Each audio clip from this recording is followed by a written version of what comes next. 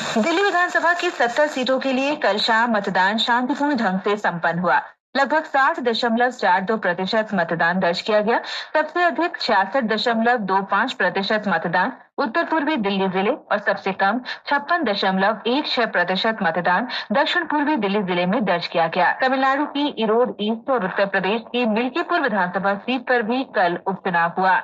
Erode east में लगभग 63.97% और मिल्कीपुर में करीब 65.35% मतदान हुआ। इन दोनों सीटों और दिल्ली विधानसभा की सभी 70 सीटों पर वोटों की गिनती शनिवार को होगी। प्रयागराज महाकुंभ में आज जनजातीय सांस्कृतिक समागम 2025 का आयोजन किया जाएगा। इसमें देश भर से 15,000 से अधिक आदिवासी भाग लेंगे। इस 6 दिवसीय उत्सव के दौरान सभी प्रतिभागी जनजातीय संस्कृति और परंपराओं के संरक्षण का संकल्प लेंगे। बिरसा मुंडा की 150वीं जयंती के उपलक्ष्य में वर्ष 2025 को जनजातीय गौरव वर्ष घोषित किया गया है।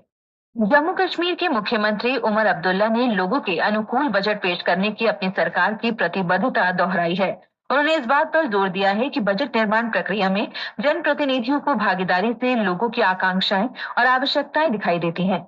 जम्मू में सिविल सचिवालय में आयोजित बजट पूर्व परामर्श बैठकों की एक श्रृंखला में मुख्यमंत्री ने वीडियो कॉन्फ्रेंसिंग के जरिए अनंतनाग, बडगाम, कठुआ और सांबा जिलों के विधायकों के साथ साथ जिला विकास परिषद डीडीसी अध्यक्ष से बात की। मुख्यमंत्री श्री अब्दुल्ला ने जोर दिया कि केंद्र शासित प्रदेश सरकार चाहती है कि ये बजट सिर्फ सरकार द्वारा नहीं बल्कि लोगों द्वारा लोगों के लिए हो।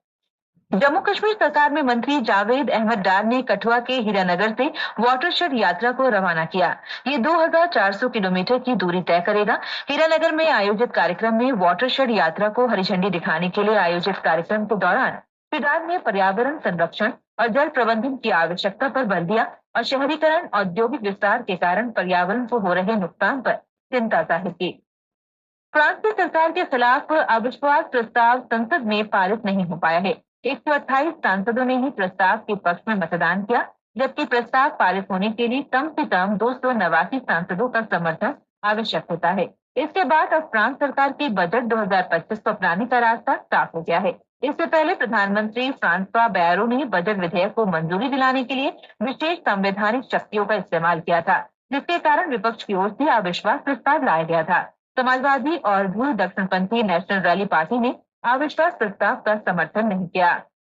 बांग्लादेश की राजधानी ढाका में बंगबंधु स्मारक संग्रहालय को पुलिस की मौजूदगी में कल रात उग्र भीड़ ने बुलडोजर से ध्वस्त कर दिया। ये संग्रहालय बांग्लादेश के संस्थापक, राष्ट्रपति और पूर्व प्रधानमंत्री शेख हसीना के पिता शेख मुजीबुर रहमान का निजी आवास था। प्रदर्शनकारी भीड़ ने कल रात 8:30 बजे सबसे पहले संग्रहालय में तोड़फोड़ की और फिर आग लगा दी। तोड़फोड़ और आगजनी घंटों तक जारी रही। एक समाचार पत्र के अनुसार ये तोड़फोड़ सोशल मीडिया पर धानमंडी 32 की ओर बुलडोजर जुलूस के आह्वान के बाद की गई। श्रीलंका की राजधानी कोलंबो में आज से भारत रंग महोत्सव की शुरुआत हो रही है, जो रविवार तक चलेगा। भारतीय अंतर्राष्ट्रीय रंगमंच महोत्सव के रजत जयंती के अवसर पर राष्ट्रीय नाट्य विद्यालय इस महोत्सव को पहली बार आयोजित कर रहा है। भारत रंग महोत्सव को भारंगम भी कहा जाता है। ये इस वर्ष 28 जनवरी से शुरू हुआ है, जो भारत, श्रीलंका और नेपाल के 13 शहरों में 16 फरवरी तक चलेगा। एक अभिव्यक्ति सर्वोच्च सृजन विषय पर आधारित इस महोत्सव में रूस, इटली और स्पेन सहित 9 देशों की 200 से अधिक प्रस्तुतियां होंगी। मौसम विभाग ने अरुणाचल प्रदेश और पूर्वोत्तर असम में बिजली कड़कने के साथ साथ हल्की से मध्यम बारिश होने का अनुमान व्यक्त किया है। अरुणाचल प्रदेश में कल भारी बारिश होने के आसार है। वहीं पश्चिमी हिमालय क्षेत्र में पश्चिमी विक्षोभ के कारण आज से 11 फरवरी के बीच हल्की बारिश और बर्फबारी हो सकती है। भारत और इंग्लैंड के बीच 3 मैचों की एक दिवसीय अंतर्राष्ट्रीय क्रिकेट श्रृंखला का पहला मैच आज दोपहर 1:30 बजे से नागपुर में खेला जाएगा। वहीं विश्व टेबल टेनिस सिंगापुर स्मैश के क्वार्टर फाइनल में आज भारत की शीर्ष वरीयता प्राप्त पुरुष डबल्स जोड़ी मानव ठक्कर और मानव शाह का सामना चौथी वरीयता प्राप्त फ्रांसीसी जोड़ी फ्लोरियन बोरासॉट और एस्टेबन डॉर से होगा। ये मैच भारतीय समय के अनुसार दोपहर 3:30 बजे शुरू होगा। दिल्ली में सरकार पर सस्पेंस देशबंधु की खबर है। लोकतत्व लिखता है कि 60% से अधिक मतदान दर्ज किया गया। हिंदुस्तान ने दिल्ली दंगल शीर्षक से चुनाव शांतिपूर्वक संपन्न होने की खबर प्रकाशित की है। पत्र लिखता है, आम और खास ने खूब दिखाया दम, कई परिवारों की 3 पीढ़ियों ने एक साथ निभाई जिम्मेदारी। पीएम मोदी ने मंत्रोच्चार के बीच त्रिवेणी में लगाई आस्था की डुबकी। अमर उजाला की सुर्खी है, जनसत्ता ने भी प्रयागराज महाकुंभ में संगम स्नान में करने के बाद प्रधानमंत्री मोदी की अर्घ्य देते हुए तस्वीर प्रकाशित की है।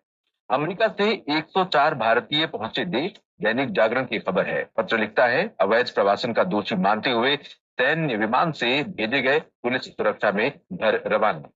गधा और यूक्रेन में युद्ध में सौदेबाजी पर उतरे ट्रंप, मदद के बदले मांगा कब्जा, अरब जगत में हड़कंप, ट्रंप के खिलाफ एकजुट, राजस्थान पत्रिका की सुर्खी है। सोना 84,000 पार, एक दिन में 1647 रुपए बढ़कर 84,657 पर पहुंचा, 3 साल की सबसे बड़ी उछाल। दैनिक भास्कर ने आंकड़ों सहित इस खबर को प्रकाशित किया है।